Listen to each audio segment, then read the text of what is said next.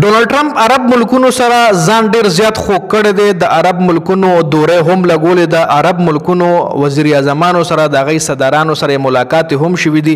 ای سره دوستانې هم ډېرې زیاتې جوړې شوي دي. اوس ډونالد ټرمپ ولې عرب ملکونو سره خوږ شوی دی؟ د دې شاله د ډونالد ټرمپ فایده څه ده؟ کوم مقصد دپاره ډونالد ټرمپ دا گیم شروع کړی دی چې عرب ملکونه ځان طرف ته اټریکټ کړي دي؟ او بل دغه عرب ملکونو په امریکا کې ډېر غټ انویسټمنټ اعلان کړی دی. صرف سعودي عرب نه، قطر هم په امریکا کې د انویسټمنٹ اعلان کړی دی. ابوظبي هم په قطر کې د انویسټمنٹ اعلان کړی دی، یعنی متحده عرب امارات. او سعودي عرب هم تاسو لاندې په هغه باندې ما یو ډیټیل ویلاګ جوړ کړی او کچری تاسو زما ریګولر ویورز یې نو تاسو به هغه ویلاګ کتلی چې سعودي عرب الریډي ډیر غټ اعلان کړی $600 بلین اعلان یې کړی چې موږ به دا انویسټمنٹ په سعودي عرب کې کوجی. اوس دغه ډونالد ټرمپ چې کومې دورې مختلف ملکونو لکلي د هغې مکمل احوال در سره هم شریکوم. او ډونالد ټرمپ ولې دغه ملکونو سره خوږ شوی دی؟ دې شاله د ډونالد ټرمپ څه فایده ده، څه پس منظر د پاغې باندې هم ډیټیل سره خبره کوو. نو ویډیو خپل هم مکمل وګورئ او مخکې ملګرو سره ضرور شریک کړئ. سعودي عرب ته پهله ډونالد ټرمپ چې کوم دی دوره کړې وه، سعودي عرب کې هغه یو ډېر غټ پروټوکول میلاو شوی و. د عرب چې کوم بادشاهان دي د هغې ښځې هم ډونالد ټرمپ سره ملاقات میلاو شوی وي. سعودي عرب $600 سرمایه کاري په امریکا کې کول غواړي.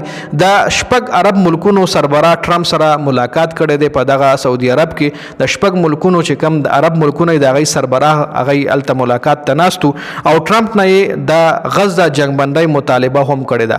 دا مسله د فلسطین حل کولو مطالبې ته هم کړې ده. د فلسطین چې کومه مسله روانه ده د هغې د حل کولو مطالبې ته هم کړې ده. یعنی یو طرف ته چې دغه عرب ملکونه په امریکا کې انویسټمنټ کوي نو ډېر مسلمان ملکونو پې تنقید کړی دی چې تاسو خو هلته انویسټمنټ کوئ خو کم از کم ټرمپ له خو دومره ووایي چې دا جنګ بندۍ اعلان وکړي که نه.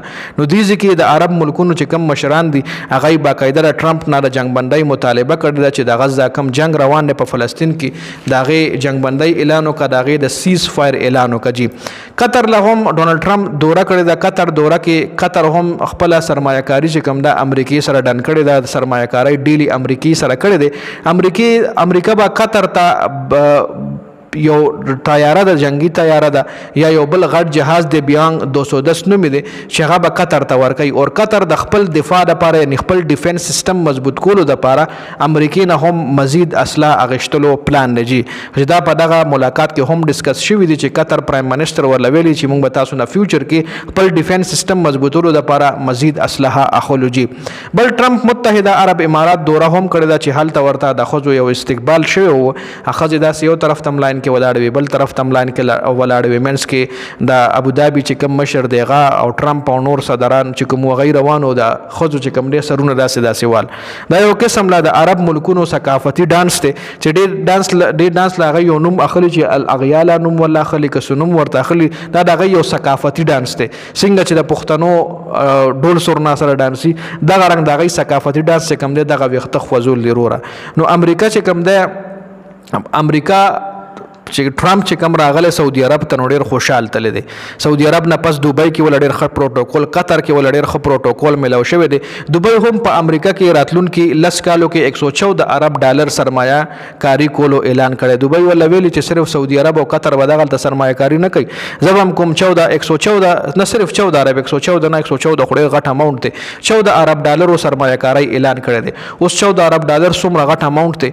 د دې بله زه صرف دومره ووایم چې زموږ حکومت کله د IMF نه قرضه اخلي نو $1 ارب دپاره هغوی وله ریکویسټ یې کوي، ډېر زیات مطلب ډېر زیات سخت یې برداشت کوي دغه $1 ارب دپاره. او بل طرف ته $14 ارب چې کوم دی دا د دوبۍ حکومت چې کوم دی ابوظبي ای په امریکا کې د انویسټ کولو یو پلان لري. جی خو ډونالد ټرمپ د څه مقصد دپاره دغه عرب ملکونو سره خوږ شوی دی، د څه مقصد دپاره یې ورسره یارانه شروع کړې ده، د څه مقصد دپاره دومره خوږ چلی؟ نو د ټرمپ مقصد دا دی چې سعودي عرب اسرائیل ړومبې تسلیم کړي. لکه ټرمپ وایي چې د سعودي عرب راپاسې او د اسرائیل تسلیم کړي. نو سعودي عرب د ډېر اسلامي ملکونو سربراه ملک دی. نو چې مشر یې تقسیم کړي نو کشران به بیا خامخا تقسیموي. نو ټرمپ په دغه ملاقات کې د سعودي عرب حکومت له ویلي مو، د سعودي عرب بادشاه له ویلي مو که چېرې تاسو اسرائیل تسلیم کړو نو زه به ډېر زیات خوشحال شم، او که تاسو ما خوشحالول غواړئ نو تاسو د اسرائیل چې کوم دی دا تسلیم کوئ. جي نو اوس د ټرمپ مقصد هم همدغه دی چې دغه عرب ملکونه رضا کړي چې دغه ملک دی تسلیم کړي. ډونالد ټرمپ په دې ملاقات کې دا هم ویلي دي کشر اسرائیل تسلیم کړل شو نو زه به ډیر زیات خوشاله مو دا به د ما لپاره ډیر د خوشحالي خبري. بل طرف ته نور چې کوم مسلمان ملکونه دی په دې ملاقاتونو باندې تنقید هم کوي چې عرب ملکونه په غټه سطح باندې سرمایه‌کاري په امریکا کې غول غواړي خو د غزه غواله سره د سیسفایر اعلان د ټرمپ نه دغه مطالبه نه کوي او ټرمپ نه دغه مطالبه د عرب ملکونو سربراهانو الریډي کړی دی. په دې ویډیو کې د اپډیټس د ویډیو کتلو زیاته مننه. والسلام.